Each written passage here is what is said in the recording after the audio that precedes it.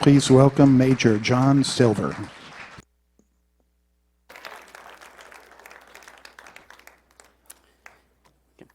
Hello, I'm Josh Silver, Major in the United States Army. I'm here as a uniform representative of the Command General Staff College. The views expressed here within are my own and do not represent the official positions, Department of Defense, the Army, or any of its subordinate commands. But it doesn't make me any less honored to be here before you to introduce Staff Sergeant Travis Mills. You see, I'm an infantry officer. I've had over a decade of service and 3 deployments, including a particularly nasty one to Afghanistan. And what I learned in that time was the invaluable importance of non-commissioned officers. You see, they're sort of the muscle and sinew of any military organization. They're the ones that are taking ideas and guidance from officers, and they're turning into reality, often through a lot of hard work and determination. Sometimes what they also do is keep terrible ideas like the ones I might propose from happening by saying, you just don't want to do that.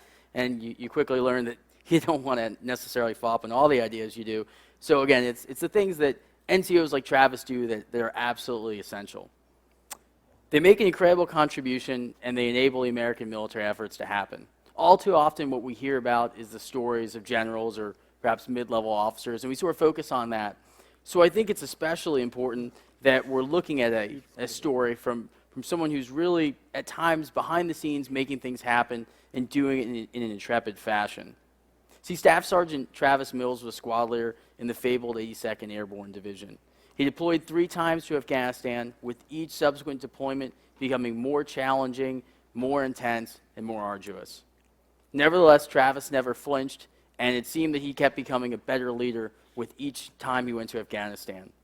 His tale was one of danger, grit, and inspiring leadership. His book brings you through his life, his deployments, and the sacrifices he's made.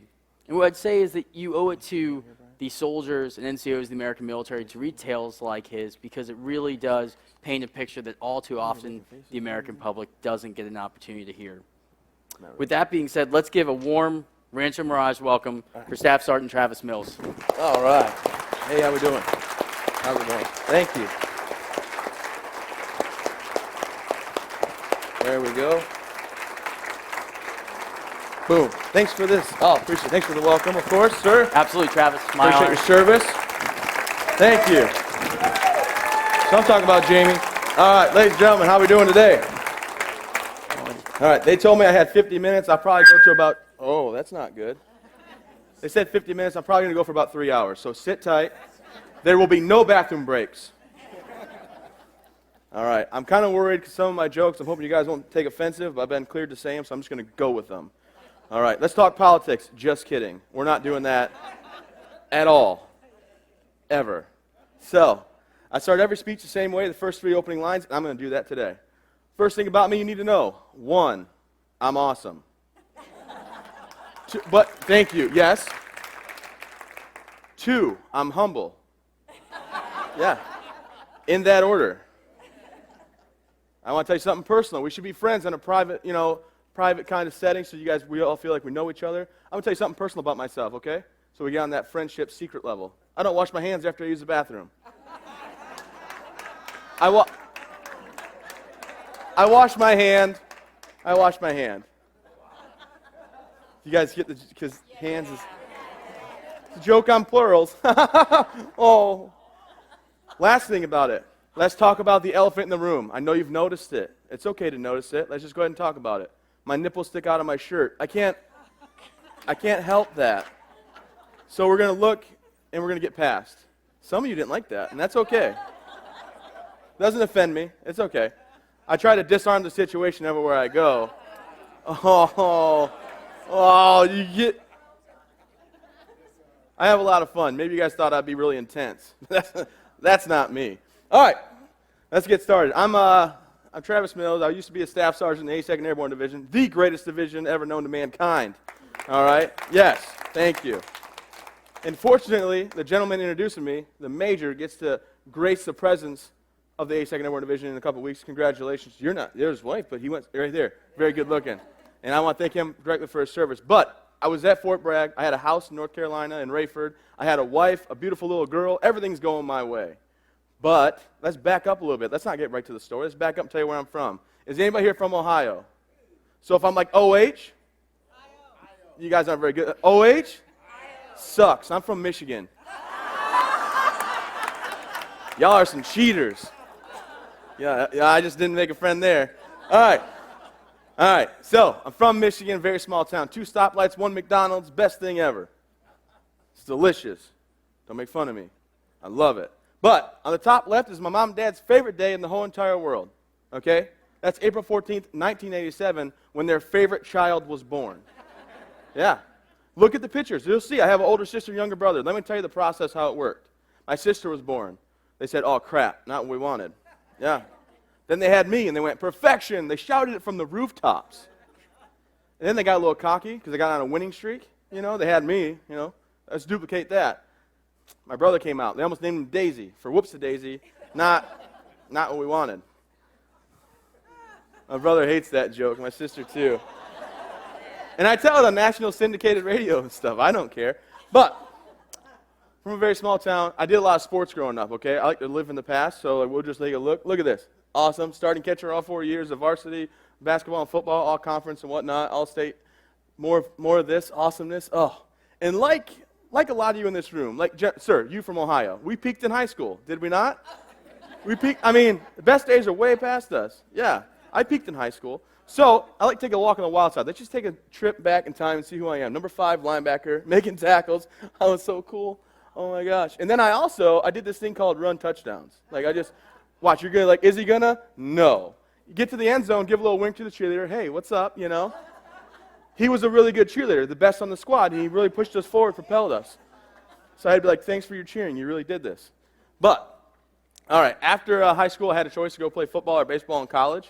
I chose to go play football at a small community college. And when I was there, everything was going my way, you know, sitting on the bench, not playing that much, racking up debt. And my girlfriend at the time was like, hey, you should move home for me. And I thought, that sounds like an awesome idea. And then it turns out that my baseball coach at the college said, hey, look, we have a starting spot for you. We'd love for you to play as a catcher. I have your scouting report. You know, you're all state. Why you're not doing this? And I said, my girlfriend says I should move home because she loves me. And he said, you're stupid.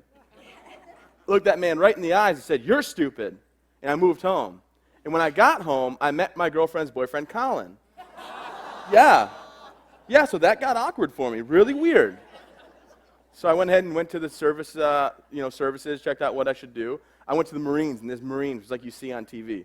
Barrel-chested, bald-headed, big, broad man. He's like, you want to be a Marine? I'm like, man, I don't know, maybe, you know. And he's like, yeah, you do. I'm like, all right, cool. And then he offered me all this stuff. I said, I'll be right back. I went next door, went to the Army branch, and the guy's like, hey, man, what's up? You want to join the Army? I'm like, I don't know. And he said, well, $24,000 signing bonus if you do that. I'm like, whoa, now we're talking. But I'm no idiot. No. I went back to the Marines and said, what's your signing bonus? And he said, honor, duty, respect. I'm like, no, I get that. Like, everybody gets that. And I said, but what's your sign, like money-wise? He goes, we don't give money, we give honor. I'm like, look, the same poster on that wall is over here with a different outfit on. So I went and joined the Army, $24,000 later. You know where that money's at? Yeah, me neither. No idea. But I joined the Army, went to basic training. After I went to basic training, and I didn't know if you were getting a picture of me. I thought I'd smile for it. So, I went. I don't run very fast either. We're good. So, I went to the Army. When I got to the 82nd Airborne Division, the greatest division ever, we found out we were going to have to deploy and go overseas. I went overseas, right? 15-month deployment. Everything's going great. No complaints, nothing like that. But when I get over there, I'm trying to mend this broken heart that this she-devil ripped out and stomped on. You remember? I told you she did that. Like if she fell down a well, I just tie Lassie up for the day. Well, no, I don't hold a grudge, but she's awful. So I'm over there, and all I'm doing is lifting weights, you know, and going on patrols and missions. And I'm lifting weights, and I'll tell you what, I'm getting pretty jacked and huge because I found these supplements you get in Germany. They're amazing. Let's just leave it at that. So I go ahead, and I'm on deployment, and my brother-in-law, I ruined the story. My medic goes home, and he sees his daughter be born. And his little sister at 18 in college thinks I look pretty cute, which I can't blame her. I mean, look at me. Look at me. So she sends a MySpace friend request. I see this picture come up. I'm like, well, that's obviously a dating site. You know, that's just trying to suck me in. Then I realize the last name's the same as my medic. I hit accept. We start chit-chatting. This is October, you know, early October. We're having a great conversation. I say, I'm coming home for 18 days in December. You want to hang out? Mind you, she's in college. She's an adult. She says, yes, absolutely. I said, well, I deserve a vacation. You want to go to Mexico? Yes, I do. Oh, I never met her parents. Yeah, so that was embarrassing when, her dad opens the door and he's looking up at me. His knees are trembling. He's shaking. And I'm like, I'm not going to hurt you. He's like, oh, thank you, Mr. Mills. And I'm like, oh, you can call me Travis. That conversation never happened. No. And I'm fortunate that my father-in-law didn't kill me. He travels with me now. So in the back of the room, Craig, wave your hand. Thank you for not killing me. Yeah. So anyways, we go to Mexico. We have a great time. Back to Michigan, have another great time. I go back overseas. I get held up in Atlanta. I give her a call. Hey, Kels, I'm held up in Atlanta for an extra night. You want to come visit? She said, yeah. I flew her out. You guys are starting to see where $24,000 gets going, right? So she comes to Atlanta. We have a great time. The next morning, she's saying goodbye. Crocodile tears streaming from her face. Looking at me, looking up, glistening through her eyes. She's like, I love you. And I'm not dumb. I say I love you too, Talk about a 1-for-1, 1,000 batting average. And then she says, I want to marry you. Oh, I hesitate not. I say, I want to marry you too, She's like, oh, good. Then I say my goodbyes. I get on that plane, strutting my stuff, get back to Afghanistan 24 hours later thinking, man, look at me, Rico Suave. I'm killing this thing. Call me Casanova. I give her a ring. Hey, babe, what's up? First thing out of her mouth, the wedding's planned. Oh, no. Now we got issues. So she planned the wedding out. I went on Zales.com, bought her a ring. I sent it to her over the interweb and asked her if she wanted to marry me. We got back. What you guys won't find in my book, I'll tell you a little insider scoop. We got back on April 13th and the 14th night. 3 days later, behind everybody's back, that man in the back of the room included, got married at the courthouse. But, yeah, I know. Well, I didn't want her to realize I had no money. I spent it all, and, she wouldn't be into me no more. So I figured I better lock this up. That's just what happens. No. So anyways, come back. Click it for me, Craig. Right? So there's a trip to Mexico. There's us at our wedding. We have a wedding. Everything's going good. Come back. We get an apartment. I buy a dog. Now, ladies and gentlemen, I don't want to boast or brag too much, but I have the best dog in the world. You know how dogs listen very well? Like, my dog's the best listener. I'm like, Buddy, I know, real original name. He's 9 years old now. Listens so good. I'm like, Buddy, sit when you want. And eventually, yeah. Buddy, get over here when you're done doing that. And stop barking when you feel like it. And he does. He's so good. I'm not going to sit here and tell you guys that he's cost me money, but I did have to put a $2,500 electric fence in. Because he'd be back in the woods looking at me and laughing, then he's down at the neighbor's house. and I can't go chase him. So whatever. Let's not get into that. My dog, he's the best. But then I get a call saying, hey, well, not a call, we get orders saying we're going back to Afghanistan. All right, cool. Another deployment comes up, second deployment this time. A little more hectic, a little more wild, a little more gunfights. I took 4 showers in 1 year, which sounds awful. But it's so good for your skin. I keep that regimen to this day. Seriously. Come smell me. It's been, yeah. Let's pull a double black, a little bit of deodorant, and I do shower. But anyways, took 4 showers in 1 year. Everything's going my way. I get ready. We come back home. On the way back home, I give my wife a call. Hey, Ann, what's up? What's going on? She goes, you'll never guess what I did today. And I said, no, I won't, because I wasn't there. What did you do? And she said, I bought a house. I went, what? And she said, actually, you did. I don't get that. And then she said, this thing called a power of attorney you signed? Yeah, I can do anything I want in your name. I was like, oh. So I bought a house. Okay. Came back and bought a house. 4 months later, we found out we're going to have a baby. My daughter was going to be born. And, everything's going my way. I had to name her Chloe because my ex-girlfriend's name was already tattooed on my arm. So my wife was, cool with it. So, sad, right? I know. No, her name was Amanda. She didn't want me to tell you guys that, but she's awful. So, my daughter was born September of 2011. Best friend. She's just amazing. And I get orders to take to Afghanistan for a 3rd trip. And I just, first I had orders to Fort Hood, Texas. I didn't want to go there. So I said, I'm going to go on this deployment. I got my orders canceled so I can go over with these guys from all over the nation that are 17, 18, 19-year-old that look up to me, that believe in me, that know that I have over 2 years combat experience, that I'm supposed to be their leader. And I can't leave them hanging. There's no way I would do that. So I go overseas. 2 months in, we're at firefights every day. It's a wild, wild west, and it's just wild. I'm not complaining. I'm just saying that's how it was. Well, on April 10th, we got a phone call. The phone call came in and said, hey, we have IEDs in the city. So we went ahead and strapped our gear on, went outside, we went sweeping for mines like we normally did. Nothing alarmed us, nothing came off, so I came to a short halt. I put my bag on the ground. When my bag came down and hit the ground, underneath it was an IED. Okay? The bomb went off. My bag was about 80 to 120 pounds. My bomb went off. Ripped off my right arm automatically, my right leg automatically. They disintegrated. They never found those pieces. My left leg snapped through the bone, and my left arm was still there, but my wrist was blown up pretty bad. But my thumb, index, and middle finger were still intact. The other two were mangled up pretty bad. I got blown from the right side of my body, where the bomb went off, to the left side of my head. I landed, I rolled over, and my left eye swelled up a little bit. I looked down at the aftermath. I saw what was going on. My arm was gone, my leg was gone. My left leg was dangling down by my thigh. If this is too gruesome, I'm sorry, I don't mean to be. But after I saw that, I went ahead and rated my LT as fast as I could. I called my LT, hey, 6, this is 4. I just hit a bomb. I need your medic with mine. I got guys injured. My medic ran up to me, Doc Bates, and he started to work on me. I said, Doc, don't worry about it. You're not going to save me. You know, I've seen a lot of guys go home with a lot less injuries that were draped with American flag. So I didn't think, don't waste your time on me. This will be over in a couple minutes. In my head, the only thing that was going through it was, do not sound like Saving Private Ryan when the medic gets shot. It's the only thing I thought. Like, don't scream out in pain. Don't show any fear. That wasn't who I was. I never showed any fear overseas. So anyways, the medic says, let me do my job. We're getting a little argument. I can't fight him off, I'm like, get away from me. So he goes ahead, puts tourniquets on my right side of my body. My platoon sergeant puts tourniquets on the left side of my body. They get me all clamped off. Sternum IV in the chest. The other medic comes up, starts yelling, Sergeant Mills, you're going to be fine. You're going to be okay. And I have to calm him down. I'm like, hey, Doc voice, just do your job. You'll be fine. I get on the helicopter. Eventually, they take me to the helicopter where 2 guys got hurt with me. I'm on the stretcher, strapped down, and one of my guys is yelling out really loud and in pain, and I'm trying to yell at the flight medic, hey, take your helmet off. Take your helmet off. And finally, I get angry, and I say some words I'm not going to say in public. But I said, take your helmet off. And they took his helmet off. I said, give my guys water and tell them they're going to be okay. And they gave my guys water, calmed them down. We got to the operating table. The reason I tell you about that is because in my book, the flight medics, the E6 and the E9, the staff sergeant and the first sergeant, actually emailed my wife about this whole scenario unfolding, and they couldn't believe, what was going on, because I was still conscious and awake and coherent. So then I get to the hospital. They get me on the operating table, and I'm just trying to fight these doctors off. Get away from me. Leave me alone. I got to get back to my guys. I'm trying to sit up. And one doctor has to, chest up on me, chest to chest. Sergeant Mills, I don't know how you're still awake, but you need to go to sleep right now. At this point, I don't know if I'm going to wake up again. And I just go ahead and let him know. The last thing I say is, my little girl, am I ever going to see her again? Because my daughter now is 6 months old. They knock me out. I go to sleep. They go to start operating on me. When they operate on me, they go ahead and they pull my pants off. My left leg comes with it. I'm a triple amputee. Okay, I know, it's sad. It's okay. I know the ending of the story. It's really great. Look at it. They go ahead and operate on me, right?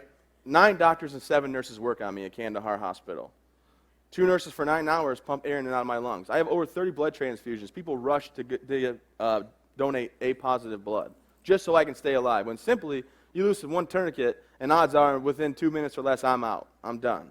All right? They work on me, and they keep working on me. They keep me alive. My brother-in-law, who's a good friend of mine, I married his sister, but we're still really great friends.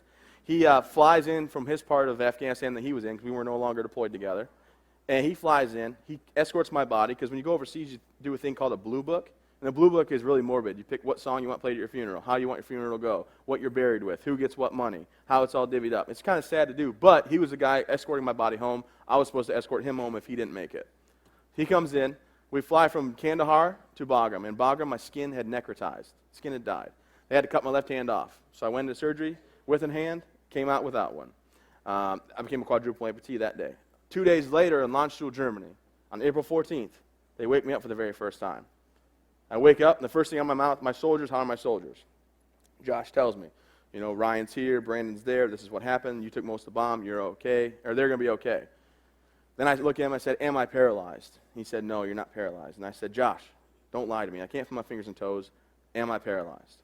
And he said, you're not paralyzed, you don't have them anymore. So I'm angry, I'm upset, I'm embarrassed. I can't believe this happened to me. Am I a bad person? A lot of questions. Does God hate me? Did I do something with karma? I mean, what happened? He said, you got to call Kelsey, my wife, and you got to call your mom and dad. I said, I'm not calling them. He said, yes, you are. So he called my wife. First thing I say to her, what's up, love you, I'm fine, bye. Hung up. I didn't want to talk to anybody. He said, call your parents. I said, no, I don't want to call my parents. I called them, what's up, love you, bye. Before I could hang up, my mom says, happy birthday, because it's my 25th birthday that they woke me up on. And I said, thank you, and I hung the phone up. I didn't want to talk to anybody.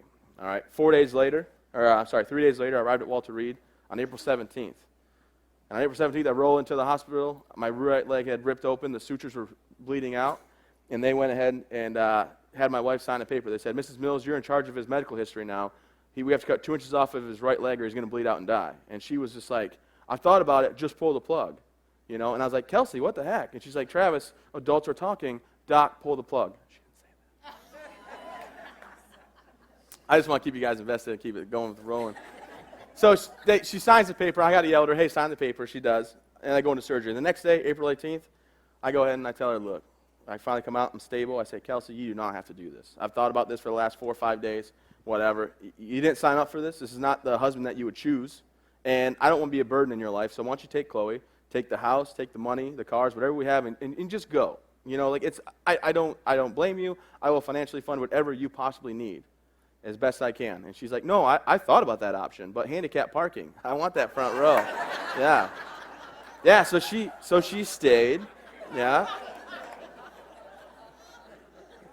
Now, she went ahead and told me, that's not how this works. I'm going to be here for you. Well, now I get to travel the nation, and I get to speak. I do this quite a bit. I started my week in last week in Texas, to another place in Texas, to Boise, to here, to Arizona tomorrow. Tomorrow night I got to go to Arizona. But I talk about motivation, goals, healthcare technology, and perspective. All right? I hope I have enough time. I think I should. But I kind of want to get into this. What made me get better? I mean, we all have adversity we face in our life, right? We all have things that come up that aren't so swell. What made me get better? Well, my wife said she's going to stay with me. My little girl is 6 months old. I think my daughter's going to think I'm a monster. I don't want my daughter to see me like this. I have a line out of my neck. I have stickies on my chest. I have a wound vac machine all over me, right? Each limb. And she comes in, and she's looking up at me, and I'm thinking, okay, here we go. She's going to cry and scream. And she starts giggling and laughing. What I failed to realize, I literally look like every single toy she's ever been given. Think about it. What's a teddy bear look like? Short arms, short legs, fuzzy chest? Nailing it. So I'm going to get better for them. You know, she's grabbing my nose, squeezing it, and I'm like, ow, it hurts. She squeezed my nose. And Mom and my wife are like, oh, look at her play with Daddy. And again, I'm like, oh my gosh, get her off my nose, coming up short. But my wife and my daughter are there. I came out of a coma, right? They put me in a medically induced coma to reset my brain to think that my nerves, where they ended, is where they actually end now, instead of trying to find my feet for phantom limb pain. I was second in the nation, 30th in the world, and it's all in my book if anyone wants to go into that more in depth. It's called Ketamine, it's wild stuff. But in my room, 10 days after that, walks in Todd Nicely. And I'm like, oh my gosh, here we go, another hallucination. And the first thing out of Todd's mouth is, hey man, welcome to the club. I don't want to be in your club. He looks at me and goes, kind of late now, don't you think? You got it. Yeah, probably is. But retired corporal from the Marine Corps, Todd Nicely, was the second ever quadruple amputee. See, I'm not the first to be a quadruple amputee and live. I'm actually not the last, unfortunately. All right, there's 5 of us so far. And Todd says, you're going to be fine. I drive, I walk, I do everything I want to do. I take my boat out, live with my wife in Missouri, everything's okay. This place is going to build you back up. Walter Reed is going to be here for you. You have to be patient, and you'll get where you want to go. He said, if you're able to work out tomorrow, I'll work out with you. I said, all right, cool, we'll work out tomorrow at 1 o'clock. The doctor comes in the next morning. I said, hey, doc, I got to work out today. He said, no, you can't work out. I said, no, you didn't hear me. I'm going to go work out today. I can't roll left. I went from 250 pounds to 140 pounds. All right? I lost so much muscle mass, I couldn't roll to my left. I couldn't roll on my right. I couldn't sit up by myself. Nothing. And I said, I need to go work out today. Todd Nice is in town. He said, no, you can't. I said, no, I don't know what you don't understand. I'm going to go. He said, all right, I'll think about it. So I called him every half hour, 4 hours straight, until he finally said, I can go work out. And I was like, yes, I won. I won. And then I didn't realize he called ahead and said, don't let him do anything. So I went down there. I had a pelvis pad under me to stretch my pelvis muscles out because it was so tight from laying on my back so long. I had a heating pad on my back, and I took a 20-minute nap. Best workout I've ever done. Keep that regimen to this day, believe it or not. No, I'm kidding. You guys, I know I look fat. It's because I am. But I also do CrossFit. Check it out. Look at the pecs. Huh? What? Oh, a little bit of Mary had a little lamb. I'm still married. Sorry. So it's not going to happen for anybody. Anyways, so I meet Todd. Everything's going good. But now I got to set some goals. I go ahead and I got to set some short-term goals. The first goal I want to do, I want to be able to put food in my mouth. I'm so tired of people feeding me. So 5 weeks into my recovery, I went ahead and took my very first bites of food. You guys will see me right here scooping a big bite of lasagna. I chew it up. I tell the camera, boy, that's really good. They shut the camera off. I say, someone give me some milk. This burns so bad. It's so hot. But I feed myself in 5 weeks. The next goal I set for myself, I want to be able to walk again. I'm so tired of, being pushed around or riding my wheelchair around. I want to be able to get on my feet and walk. So 7 weeks and 4 days into my recovery, they let me put on my very first set of legs. They're short legs. I got to get going. Thank you. And they say it's going to be very painful. You might walk 1 lap. Well, the Military Advanced Training Center is, I'd say about as deep as this room, maybe maybe another third of it that way. So it's not a very big place. 16 laps around the track is a mile. They said you'll walk 1 lap. So I went ahead and walked 3 laps that day. On the very last straightaway, as I was walking, I picked my crutches up because I told my therapist I was going to walk without my crutches. And as I was taking my steps, I said, I'm an 82nd Airborne. I'm as tough as they come, which is where the title of the book came from. And I said, I told you I was going to walk without my crutches today. After about my 5th step, I fell over. My therapist says, that's what you get. But it's okay. But I was able to walk again. When I met Todd Nicely, he brought in firefighters. He brought in firefighters from New York City. And they host a 5K, Tunnel to Towers 5K. And they said, hey, we host this 5K. We'd love to have you come out. We'll push you in September. It was 5 months after my explosion. I said, no, I'll walk it. It's cool. They said, no, Travis, no, you don't even have legs. You haven't even worked out yet. You got to work out with Todd tomorrow. You're not going to be able to do that. So in September, I went ahead and flew to New York City. I strapped on my legs, and I went ahead and walked the 5K. And as I started to walk the 5K, it became pretty apparent that it was going to be painful. It was going to be 3.2 miles that I did not want to do. I went down the Brooklyn Battery Tunnel. I could see the light at the end of the tunnel, not my death, but like where I was going to take my seat. I said, when I come out of this tunnel, I'm going to sit down for the last 1.2 miles. I got out of the tunnel, and right there was 343 firefighters with 343 banners around their neck to represent the lives lost in 9/11. And I thought, you know what, if these guys could go up and down, men and women, could go up and down these flights of stairs and save lives on 9/11 until they ultimately perished, I could finish this 1.2 miles. So I did. As I was walking, my leg was completely rubbed raw. I bled inside my socket. My back hurt really bad. And it was really good, though, but I finished. Afterwards, I get on stage. I'm on stage. Lieutenant Dan, you guys know Gary Sneeze, right? So Lieutenant Dan band's playing. He has his own band. He plays the bass, and they're really good. 20,000 people deep in New York City strong, right? I get on stage with other guys that just finished the race. Everybody's going nuts, screaming, and having a good time. And then there's a cord that's taped down that I didn't see, and then gravity kicks in. I stub my toe, so everybody goes from, yeah, to, oh, because I'm just like, poof. But have no fear. Okay, whether you like Giuliani or not, it's not my concern. But his bodyguard, Brian, a 7 foot tall behemoth of a man, swoops in to pick me up. Under my armpits, he goes, picks me up, right? Drops me, my legs don't lock out. He's not deterred, he's determined. One more time, really good thrust, I fall again. Third time he does it, I say, hey, Brian, buy me dinner first, because this is getting awkward in front of everybody. Offers to buy me dinner, and I'm like, hey, I'm married, I'm sorry. So ladies and gentlemen, I'm married. I just had I get hit on all the time. I saw you coming after me. No, oh no, you weren't, but you were, you doll. Or what? Oh, I'm too old for your taste? I'm getting up there, I'll admit it, I'm 29, but that doesn't, feelings. You pick my confidence up, you just knocked it right on the ground. So, I walk a 5K. I got some long-term goals I set for myself, and I'm in the hospital, okay? The first thing I said I want to do, I told my guys on the phone when I called them back in Afghanistan, I was going to be there on my tall legs to meet them. I got my tall legs issued to me, all right, in the morning of the guys getting back. They let me work out with them for 6 hours, and you know what? What happened there, Craig? That's not the first slide. It should be the other one. Okay, well, I'll tell you what. I met my guys ramp side. Was that the picture that was just there? Technical difficulties. Don't worry about it. All right, one goal I set long term, I want to be able to drive again. We're going to skip over that. I met my guys playing ramp side. I don't know what happened there. But I want to be able to drive again. If you guys come to Central Maine in the Augusta area, you're going to see my truck. I drive an F-250, okay? It's diesel. It's clean burning. But it's got big tires, big rims, leveling kit. It screams compensator, okay? Because, like a lot of my stories, how they ended, I come up short. No, my arm does. You know what I'm saying? But so I got a big F-250, and I wanted to be able to drive. And I went ahead and got it outfitted. I want to drive with my feet. I lock my feet to a certain degree in angle, and I can press the gas and the brake, and I can drive myself around. But when you come up there, you see my truck on the road, stay away from it. Not because I don't like you. I think you're wonderful people. I'm an awful, awful driver. No, seriously. You know what a license costs in Maine for a guy like me? $430. It sounds like robbery, but when you hear the story, $30, I failed the test. $400, paid him off. Yeah. So I'm out driving now. I have a minivan as well. The top left picture is my minivan. It's all hand controlled out, so I have a throttle on a gray box that's right up here. That's the bottom right picture, or bottom left picture. I pull back 2 inches on it, and I'm 0 to 60 in like 18 seconds because it's a minivan. But that's my gas, and then I push forward, that's my brake. And then I just drive like everybody else in my van. No one has any idea what I'm doing. On top of that, I wanted to be able to give back. You know what? I decided that, there's me ripping around. There's my dog, doesn't listen.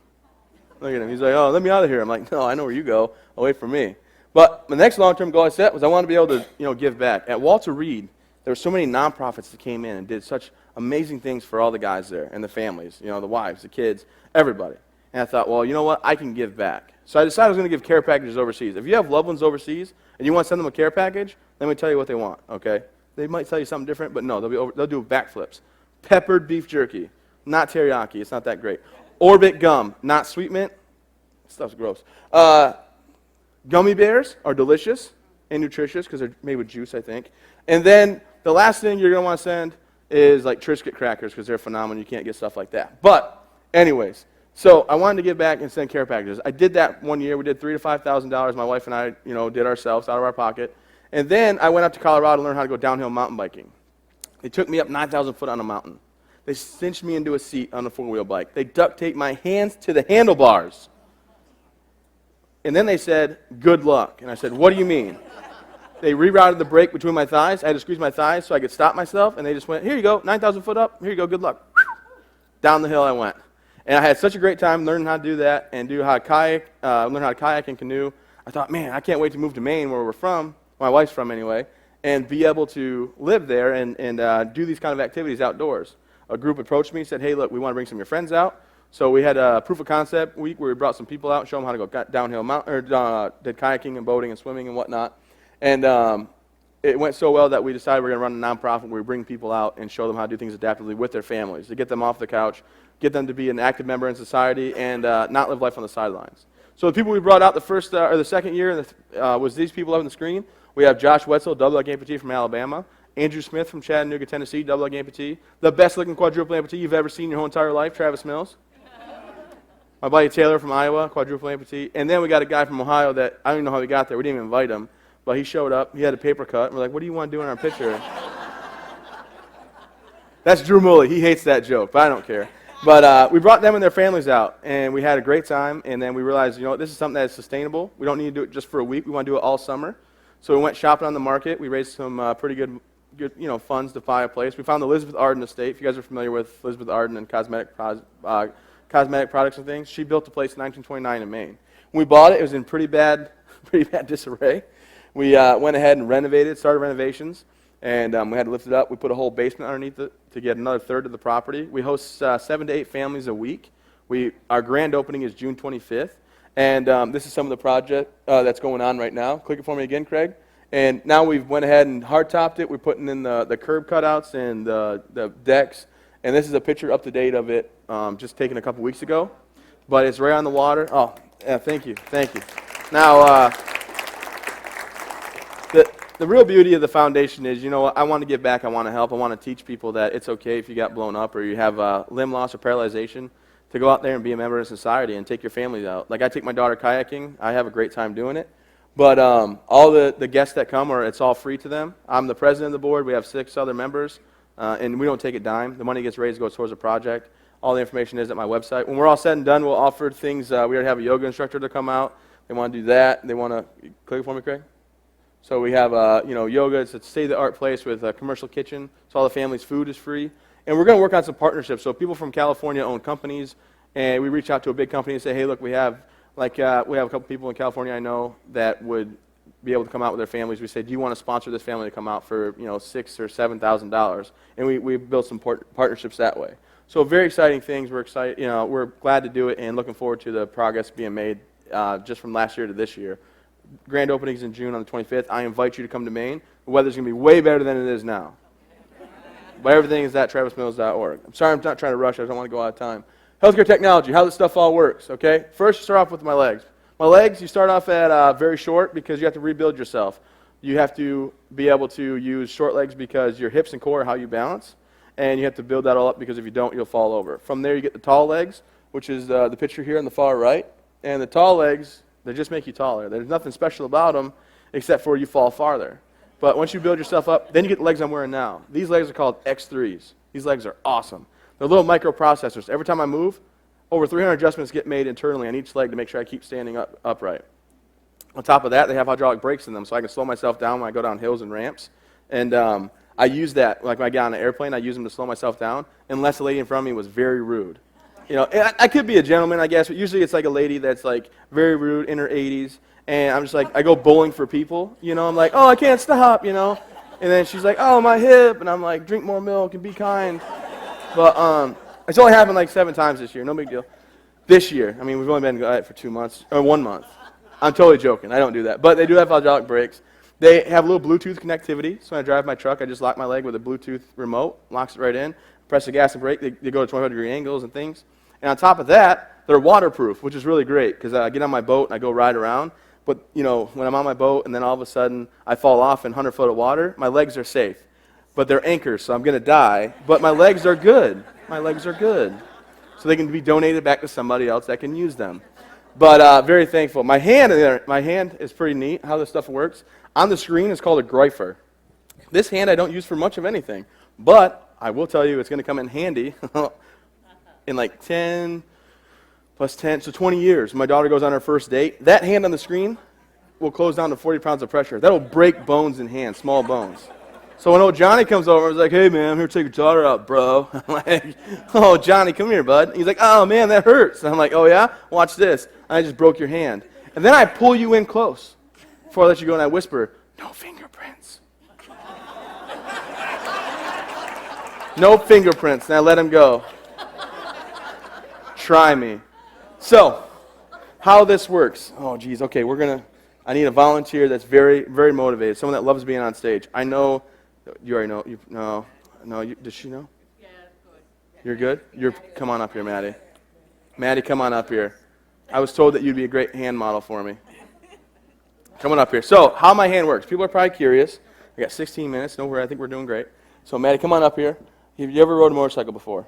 Yes. Nice. Rev the engine on a motorcycle. Like this, right? No. I hope that was recorded, Maddie. I told my wife I got hit on all the time. But no, here. Then she's feeling up my pecs. Oh, okay. Thanks, Nick. I mean, that's like, well, only one side you have to rev. The horse, I guess the horse reins, but either way, Maddie, you're crushing it. So hold on. No, you're good. You're good. So here we go. Make a fist. Watch right here. There you go. Now rev the engine. Okay, see? So right here, you feel this muscle right here? Yes. You can only do one if you want. You don't have to both. I appreciate the effort, though. So the muscle on my arm right here, I flex that muscle. If I flex it up slow, it opens, and up fast rotates, because I have my arm about right here. Right. Now flex your hand towards the ground. Again, look at there we go. So right here, this muscle, you flex that muscle, down slow, down fast. But that's not really why you're up here. I got to explain that to everybody. The cool thing is, you can put your arm down. You're doing great, Maddie. The cool thing is that Walter Reed, they have new technology out. So like my watch, hey Siri, call, and it's going to be like, oh, you're in airplane mode. Obviously, I know that. I want people to call me right now. But I can do voice activated with my hand. It's the dumbest thing ever. Write your congressman or congresswoman and tell them stop funding this project. So right here, blue lights came on, right? Yeah. Open, close, turn. It's not bad, right? Stop. Great. Oh, I hate this thing. Stop. Oh, I hate you. Stop. So it sounds great, but what if you're at your mom and dad's house and your daughter's celebrating her second birthday, and you have an ice cream cone, and it's Moose Tracks. We're talking Reese's Peanut Butter Cup miniatures. We're talking fudge swirl. It's just delicious. But your brother walks in. Hey, Mom, open the fridge. Now my party is ruined. Ruined. But then, what if you're holding a hot cup of coffee in a styrofoam cup and your father-in-law, Craig, brings it to you? You have white basketball shorts on, Maddie, just because that's how it actually worked out. You're sitting there, and he says, hey, Kels, close the window. Uh-oh. That just, one, spilled coffee over my lap, so now I'm burning in my lap region, and two, it's my white shorts. Looks like I pooped my pants. It's never good, Maddie.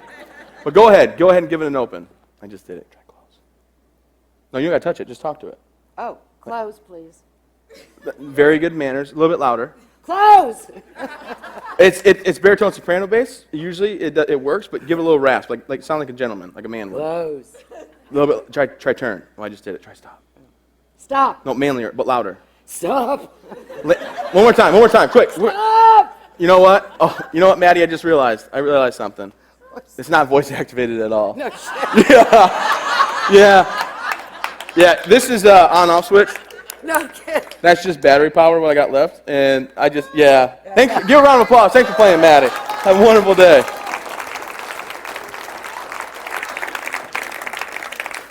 I've gotten a lot of people with that joke, by the way. I got like Peyton Manning. And Peyton Manning was like, Omaha. And I'm like, no, Peyton, open and close. And Peyton Manning's like, Omaha set. I'm like, you're an idiot, Peyton. And then he just starts breaking out in the tune. He's like, your arm doesn't work right now. Peyton Manning. Peyton Manning. Click for me, Craig. So, ladies and gentlemen, I do a lot of fun things. I'm very fortunate in my life. This is not a facade. I don't fake this. I don't make this up just because it sounds good. I don't tell you my story and laugh and joke because I want you to like me. I mean, I hope you guys like me. But I truly do live an outstanding life. I go ahead and I drive. I snowboard. I rip down mountains, which should be the video of me snowboarding next. Yeah, I rip down mountains. I go skydiving. I want to go shark diving next. Anybody wants to go out in a cage with me and great white sharks? They can't bite my arms and legs off, so like, what am I worried about? But I travel the nation speaking and telling my story because I think it helps. People wonder if it's a facade. They wonder if I make it up as I go, if I'm really not this happy of a person. And the truth is I am, because I've been very fortunate and blessed to still be around and be alive.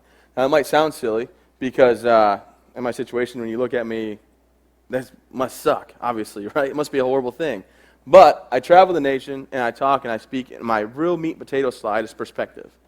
My perspective on life is pretty simple.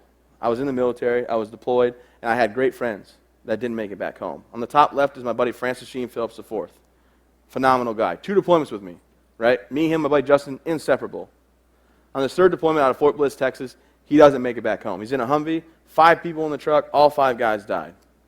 I don't make you sad. I don't tell you this to make you sad. I don't tell you this to make you upset. But you see, Francis goes by Frankie. His daughter Sophia was his greatest love, right? She does not have her father anymore. I have my daughter. His wife Christine was his best friend. She would give anything to have him back. She can't. His mother, who I still talk to every now and then, would give anything to have her son call any day. Holidays, any day. I call my parents. My parents just moved to Maine from Michigan, actually, for me. So I'm very fortunate to still be here. And I think it'd be a selfish slap in the face if I ever gave up on myself because of their sacrifice. Brandon Goodine was a 17-year-old kid out of high school. Got a girl pregnant in high school, got emancipated parents, joined the military to take care of the family. He was a month after I got hit, month and a half. Stepped on a bomb, triple amputee, right, in my platoon. The people picked him up on a stretcher to rush him out, right? That's what your brothers do. They come and save you. They picked him up to rush him out. The guy in the front right of the stretcher, Stephen Leroy, another friend of mine, stepped on another bomb. Brandon Goodine did not make it home. His daughter was 7 months old. His daughter knows only pictures and stories of him. I'm very fortunate that I know my family. I'm with my daughter. My daughter just called me. That's my proudest moment. She just called me 2 days ago. I was in Boise, Idaho. No, Boise, Idaho. I just said, talk to him. She called me back because she had to remember she had something from school. She said, Dad, will you be my date to the VIP dance on February 10th? That's my daughter's father-daughter dance. They call it VIP dance now. But I said, absolutely. I called my scheduler. I said, whatever I got on the 10th, cancel it. If anything comes up at the 10th, nothing's going to pry me away because I'm taking my daughter to the dance. On top of that, let's not forget about the doctors that worked on me. There was 9 doctors and 7 nurses. There was people on the ground, the medics saved my life, all the way up until Walter Reed and the staff there. I got to meet 6 of the 9 doctors. There's 4 of them on stage in Coronado, California. And they were really worried. They're emailing my team. Is he going to be upset? Is he going to be mad that we saved his life? Does he think this is a curse, not a blessing? And I broke down and I cried. And I normally don't do that. But I broke down and said, look, thank you for what you did. I appreciate it. And you guys did an amazing job when you could have just opened me up and opened the tourniquet and let it go. And my mom was there. It's my mom hugging and crying. My wife and my daughter got to meet them and say thank you. And it was really a great time. So I'm thankful for the ability I have because I know what the work that went into it. And I will never give up on myself. My physical therapy and occupational therapy became my job because you know what? That's the only way I was not going to be a burden on my family. So I worked hard every day, 4 hours of each, 4 hours of physical, 4 hours of occupational therapy, 8 hours a day, 40 hours a week, as much as I could do to get better. So now I travel around the nation. I've had some pretty cool things happen since I've been doing it. We started off with a documentary. When I got to Walter Reed, I was, like I said, angry, upset, embarrassed. But that only lasted about 2 weeks. And then I realized it could be done. I'm going to get better. I went ahead and met everybody in their room. They called me the mayor of Building 62. I met everybody in their hotel or the hospital room. And it came out, doctors and nurses would say, hey, look, we got a new patient. I can't tell you their name, can't tell you the room they're in. They're not in 48, they're not in 50, but if you can find them, I'd love for you to say hi. And I'm not a Marine, so I understand numbers. So I would go, and I would help them out. And then it turned into me being a peer counselor, where Chloe would strap to my wheelchair, and we'd go visit people. And they'd say, we have PFC Johnson. He's got one leg above the knee, one leg below the knee gone. His wife is here, his 2 kids, and his mother. Can you go talk to him? And then I went up to Boston and met the Boston bombing victims. And I worked out with them for a week. And I got to show them that life goes on. It wasn't very public. We weren't on the news at all. We made sure we weren't. We walked in quietly, worked out, and left each day. So the documentary was done. 2014 GI Film Festival Award winner. I'm going to play the trailer quick, and then we'll wrap this right up. Go ahead and click for me. Helicopters.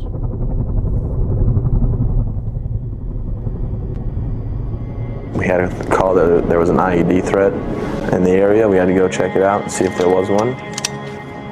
You know, we went out there as normal. It was supposed to be a pretty quick mission. You know, just a couple hours in the village right next to our strong point and back. We were setting the gun in place. Fessy went first, swept the bank. He went up and down, cleared it. He got about 20 feet away from me. You know, I said, okay. I took my bag off and set it down, and when I set it down,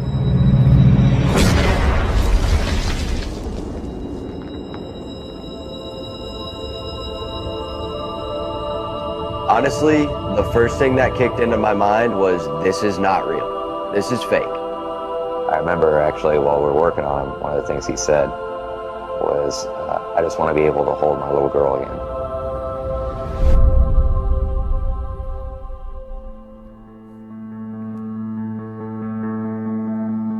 Do you love your daddy? told him I'm getting out of here in 10 months. He kept saying, why? You know, what's your big rush? I said, hey, Doc, look behind you. I had pictures of me and my wife and my daughter. I have a family. Like, I live in a hospital bed. Get me out of here. Yeah, him with Chloe, you know, she doesn't care that her dad doesn't have arms and legs. It's her dad. So that's all she knows. That's all she knows of him. So to her, nothing was lost, the way I see it. Seeing him stand up for the first time, I could feel so much joy from him. That was like a turning point for us. I don't understand how he does it. I think he's meant to lead and help people. You know, he faces obstacles and he doesn't let anything stop him.